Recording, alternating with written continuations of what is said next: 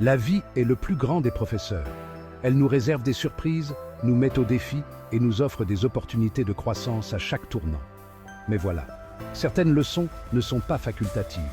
Ce ne sont pas des options que l'on peut choisir d'ignorer.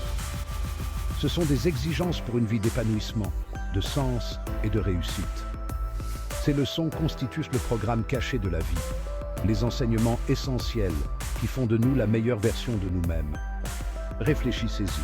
Nous passons des années à l'école à apprendre les mathématiques, l'histoire et les sciences. Mais qu'en est-il des leçons qui comptent vraiment? Qu'en est-il de la résilience, de l'empathie et de la conscience de soi? Ce sont ces compétences qui nous permettent de naviguer dans les complexités de la vie, de construire des relations significatives et de laisser une empreinte positive sur le monde. Êtes-vous prêt à embrasser le programme caché de la vie? Êtes-vous prêt à sortir de votre zone de confort et à relever les défis qui révéleront votre véritable potentiel? Ceci est un appel à l'action. Plongez dans cet essai et embarquez pour un voyage de découverte de soi. Abonnez-vous à notre chaîne pour recevoir d'autres contenus inspirants qui vous aideront sur la voie du développement personnel. Permettez-moi de vous présenter Jean. Jean est un homme ordinaire avec un rêve extraordinaire. Il veut écrire un livre qui inspirera des millions de personnes. Il rêve de partager son histoire, ses idées et sa perspective unique avec le monde entier. Mais le chemin de Jean est semé d'embûches, il est en proie au doute, ses relations sont tendues et il est hanté par ses échecs passés. Le plus grand défi de Jean est sa peur du jugement. Il est terrifié à l'idée de montrer son travail, d'être vulnérable et de faire face aux critiques. Il craint que son écriture ne soit pas assez bonne, que les gens se moquent de ses rêves. Cette peur le paralyse et l'empêche de partager son don avec le monde. Malgré ses craintes, Jean ressent un désir ardent en lui. Il sait qu'il a quelque chose de précieux à offrir et il est déterminé à surmonter ses difficultés et à réaliser son rêve. Le voyage de Jean commence par la confrontation de son critique intérieur. Il réalise que son manque de confiance en soi est une montagne qu'il doit gravir, une étape à la fois. Il commence petit, en écrivant seulement 5 minutes par jour. Il fait taire la voix négative dans sa tête et se concentre sur la joie de la création. En écrivant, Jean fait une découverte capitale. La vulnérabilité n'est pas une faiblesse, mais une force. En acceptant ses imperfections et en partageant son moi authentique, il établit des liens plus profonds avec les autres. Il apprend que la vraie force réside dans le fait d'accepter sa vulnérabilité et d'oser se montrer tel qu'il est vraiment. Prenez un moment pour réfléchir à votre propre vie. Quelles sont les montagnes de doute que vous devez gravir? Quelles mesures pouvez-vous prendre dès aujourd'hui pour faire taire votre critique intérieure et exploiter votre véritable potentiel?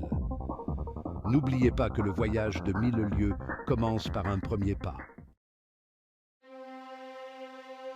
Quatrième partie, le labyrinthe des relations. Alors que Jean gravit la montagne du doute, il rencontre un autre défi, le labyrinthe des relations. Il réalise que sa peur du jugement a également eu un impact sur ses relations avec les autres. Il a construit des murs autour de lui, ayant peur de laisser les gens entrer et de leur montrer son vrai visage. Jean décide de faire tomber ces murs. Il commence par communiquer plus ouvertement avec ses proches. Il partage ses rêves, ses peurs et ses vulnérabilités. À sa grande surprise, il découvre que la vulnérabilité est contagieuse. Au fur et à mesure qu'il s'ouvre, les autres se sentent en sécurité pour faire de même. Ces relations s'approfondissent, devenant des sources de force et de soutien. Cinquième partie, la vallée de l'échec. Le parcours de Jean n'est pas sans embûches. Il essuie des refus de la part des éditeurs, rencontre des critiques négatives et connaît des moments de doute. Il trébuche et tombe, remettant en question son chemin et sa raison d'être. Il se retrouve dans la vallée de l'échec, un lieu désolé de déception et de désespoir. Mais même dans les moments les plus sombres, Jean n'abandonne jamais. Il apprend de ses erreurs, se relève et continue d'avancer. Il réalise que l'échec n'est pas le contraire du succès, mais une étape sur le chemin de la réussite. Sixième partie, triomphe et transformation. Grâce à sa persévérance et à sa confiance en lui, Jean réalise enfin son rêve. Son livre est publié et devient un best-seller, touchant la vie de millions de personnes. Il prend conscience des leçons qu'il a apprises, sachant que le voyage était tout aussi important que la destination.